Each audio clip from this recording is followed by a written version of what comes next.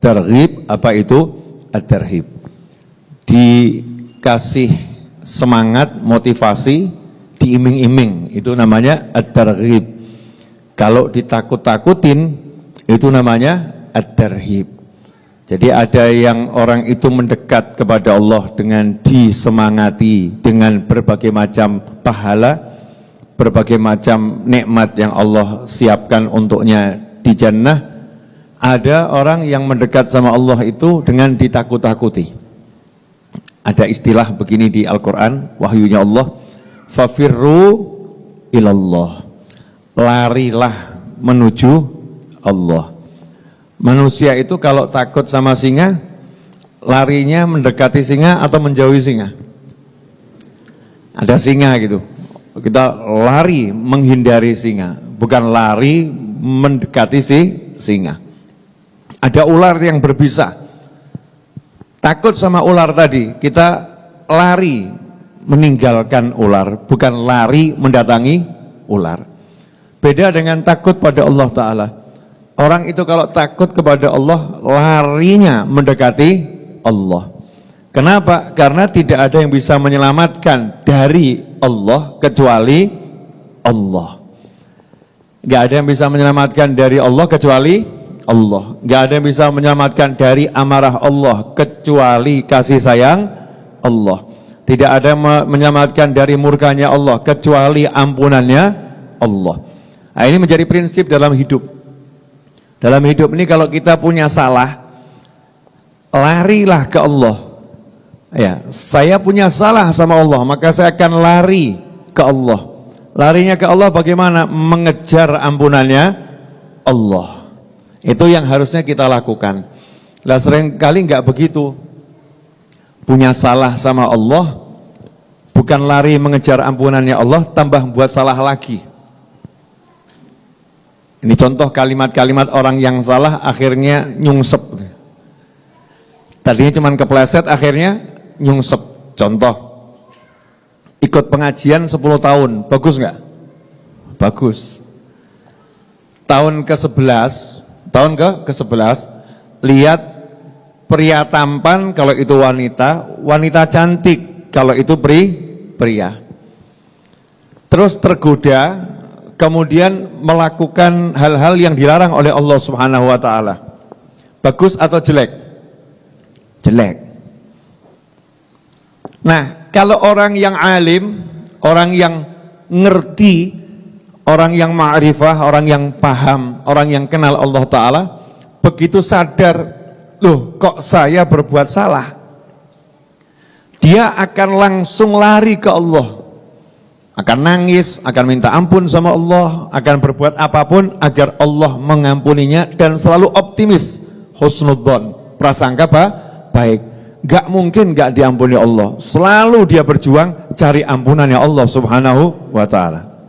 Tapi kalau orang itu gak alim, 10 tahun udah cari ilmu tapi gak alim-alim, gak pinter-pinter dia, gak paham-paham Allah Ta'ala, tahun ke-11 berbuat maksiat yang di dalam pandangannya besarnya luar biasa, maka dia akan mengatakan, memang saya tidak layak masuk surga, memang saya orang jelek, memang saya tidak pantas kumpul-kumpul sama orang soleh, memang saya ini orang yang terbuang.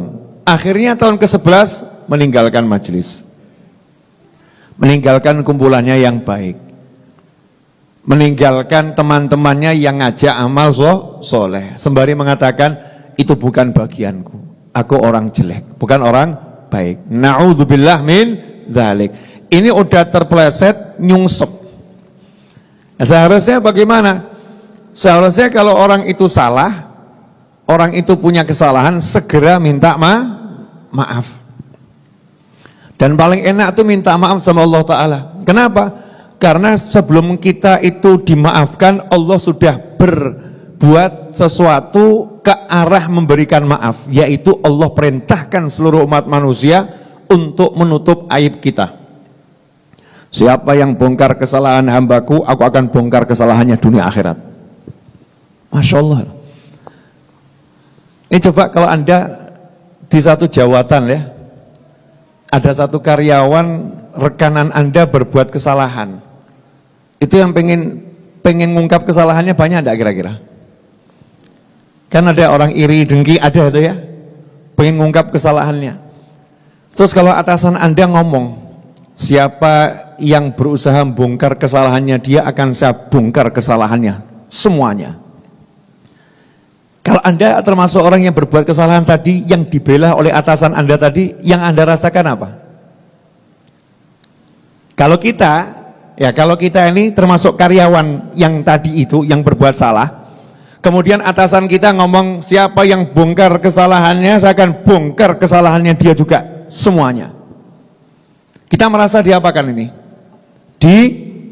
Dibela, betul ya? Kemudian diapakan lagi? Disayang. Benar kan? Disayang. Merasa diapakan lagi? Diistimewakan. Begitulah perlakuan Allah kepada muslim yang punya salah. Begitulah perlakuan Allah kepada umat Islam yang punya dosa. Allah ancam semua orang yang ngaku dirinya muslim, kalau kamu bongkar kesalahan saudaramu, aib saudaramu, aku akan bongkar aibmu dunia akhirat. Udah salah, dibela sama Allah Ta'ala.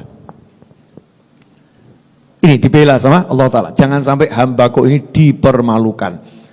Artinya apa? Disentuh hati kita untuk gendang tobat. Segera minta maaf. Oh, Allah baiknya seperti itu. Enggak cukup demikian. Ya, selain Allah melarang kita ini bongkar aibnya orang, Allah juga melarang kita memperbincangkan keburukannya orang yang sudah nyata terbongkar. Sudah nyata terbongkar, orang itu berbuat buruk, nyata terbongkar. Kalau tadi masih belum terbongkar ya, aibnya tertutup. Yang kedua, kelihatan nyata. Dia berbuat maksiat, 2-3 orang lihat. Berarti aibnya ini kelihatan atau enggak kelihatan? Kelihatan. Maka Allah ancam lagi, siapa yang menggunjing saudaranya atas dosa yang dia lakukan, maka dosanya lebih berat daripada zina. Masya Allah. Ngomongkan jeleknya saja dimarahi sama Allah Ta'ala. Memang itu pendosa, berbuat dosa, urusannya sama aku. Kalau kamu ngomong-ngomongin dia, dosamu lebih besar. Diapakan lagi sama Allah? Dibela. Sama Allah dibela.